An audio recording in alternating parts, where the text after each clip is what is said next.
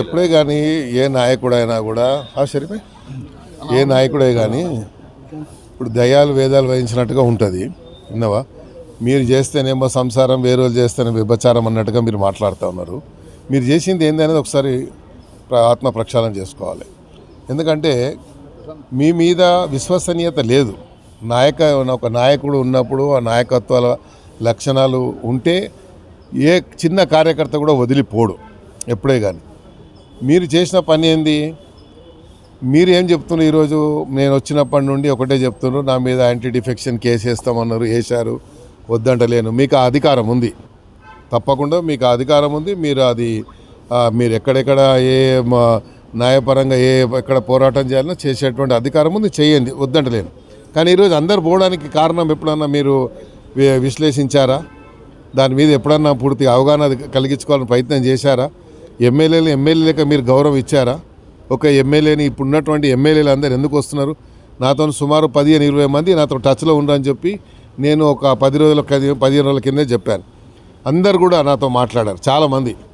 ఎప్పుడు రావాలన్నా నేనన్నా చూడండి, ఒకటే మాట, మీకు కాంగ్రెస్ పార్టీలో వస్తే స్వేచ్ఛ ఉంటుంది, కాంగ్రెస్ పార్టీలో ప్రజాస్వామ్యం ఉంది. చిన్న కార్యకర్త కూడా ముఖ్యమంత్రిని అడిగేటువంటి అధికారం ఉంటుంది, మంత్రులను అడిగే అధికారం ఉంటుంది, ఏ అధికారినైనా అడిగేటువంటి అధికారం ఉంటుంది. ఇది కాంగ్రెస్ పార్టీలో ఉన్నటువంటి కల్చర్, సాంప్రదాయం. ఆ సాంప్రదాయాన్ని ఇక్కడ ఉంది కాబట్టి మీరు రాండి. మీకు ఇప్పటి వరకు మీకు సరైనటువంటి గౌరవం దక్కలేదు. కేటీఆర్ గారితో అపాయింట్మెంట్ కావాలంటే అక్కడ అడగాలి, కింద అడిగితే పిలిస్తే పోవాలి. కర్మగాలి పోతే గంటల తరబడి ఎమ్మెల్యేలు బయట కూర్చోవాలి. ఇదేనా రాజకీయం అంటే ఇది సొంత ఆస్తిలాగా మీరు చేశారు. ఒక ప్రైవేట్ సంస్థ, ఒక కార్పొరేట్ ఆఫీస్ నడిపించినట్టుగా కేటీఆర్ నడిపించాడు. కాబట్టి ఇప్పుడు ప్రజల అర్థమై ఏం చేస్తున్నారు? మాకు ఒక ఆత్మగౌరవం ఉండాలి, సెల్ఫ్ రెస్పెక్ట్ ఉండాలి. సెల్ఫ్ రెస్పెక్ట్ ఉంటే మేము పోతామనే ఉద్దేశంతోనే ఈరోజు చాలామంది వస్తారు. ఇప్పుడు ప్రకాష్ గౌడ్ గారు ఈరోజు కలిశారు. తర్వాత నెక్స్ట్ లైన్లో ఉన్నారు ఒక 6 మంది. రేపో మాపో వాళ్ళు కూడా జాయిన్ అయిపోతారు.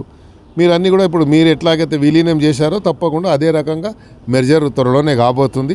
మిగిలేదు ఒక 5-6 మంది మిగులుతారు. 5 మంది కూడా ఏదో ఉన్నాం కదా ఉన్నట్టు ఉంటారు తప్ప పూర్తిగా మనస్ఫూర్తిగా ఎప్పుడే కానీ ఏ వ్యక్తి అయినా ఒక నాయకుడితో నమ్మకంతో ఉండాలి అంటే పూర్తిగా మనస్ఫూర్తిగా ఉండాలి. హాఫ్ హార్టెడ్గా ఉంటే ఆ పని ఎవరు కూడా సరిగ్గా చేయలేరు. ఇప్పుడు మిగిలిపోయిన వాళ్ళు ఒక 3-4 ఉంటే అది హాఫ్ హార్టెడ్గానే ఉండేవాళ్ళు ఉంటారు తప్ప వీఅయితే ఉండరు. తప్పకుండా ఇప్పుడు ఉన్నటువంటి రేవంత్ రెడ్డి గారి నాయకత్వంలో ఒక భరోసా కలిగింది ఎమ్మెల్యేస్ అందరికీ.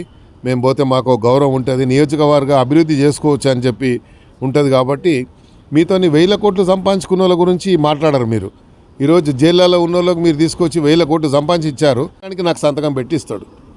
ఇది Congress party culture, Congress party నాయకుల లక్షణాలు ఇవి. కాబట్టి మీ నాయకత్వం మీద నమ్మకం లేకనే ఈరోజు అందరూ వచ్చేస్తున్నారు. మీరు ఎన్ని రకాల ప్రయత్నం చేసినా మీరు ఉండండి. ఇంకో మాట ఏం చెప్తున్నారు? ఇంకొక 6 నెలల్లో గవర్నమెంట్ పడిపోతుంది, మళ్ళీ మనమే వస్తాము అంటున్నారు. ఇది సాధ్యమేనా? చెప్పండి. ఇది ప్రజాస్వామ్యంలో ఇది సాధ్యమా?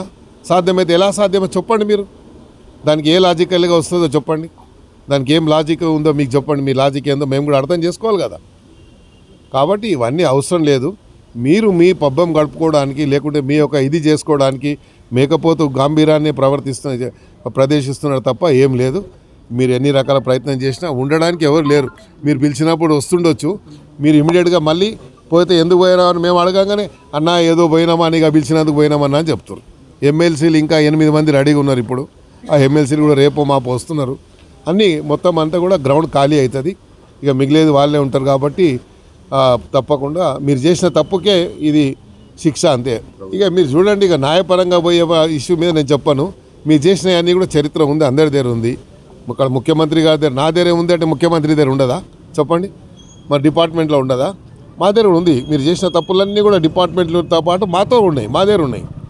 నేను ఇస్తాను సమాచారం. అవసరమైనప్పుడు ఎక్కడ సమాచారం కావాలంటే అక్కడ నేను లిఖితపూర్వకంగా పంపిస్తాను. ఇగో వీళ్ళు చేశారు అవకతవకలు, ఇక్కడ చేశారని చెప్పి విత్ ప్రూఫ్ పంపిస్తాను. తప్పకుండా వాళ్ళ మీద చర్య ఉంటుంది. కాబట్టి చర్య అనేది ఉంటుంది. కాబట్టి ఆలోచించండి. ఇప్పుడు ప్రధానంగా మీరు ఇక్కడ రాజకీయం మీద పడ్డారు. పాపం కవిత గారు పోయి ఇప్పుడు సుమారు 5 నెలలు అవుతుంది జైలుకు పోయి ఇడిపించుకోవాలన్న అంకిత గణం లేకుండా ఈడనే అంటే వీళ్ళకి రాజకీయం ముఖ్యం అయిపోయింది. కుటుంబంలో ఒక వ్యక్తి పోయి జైల్లో ఉంటే ఆమెను కాపాడుకోవాలి, ఆమెను బయటికి తీసుకురావాలి, ఎలా తీసుకురావాలని ప్రయత్నం వదిలేసేసి ఇక్కడ రాజకీయం అంటే వీళ్ళకి రాజకీయం ఉంటే అన్నీ ఉన్నట్టే లెక్క.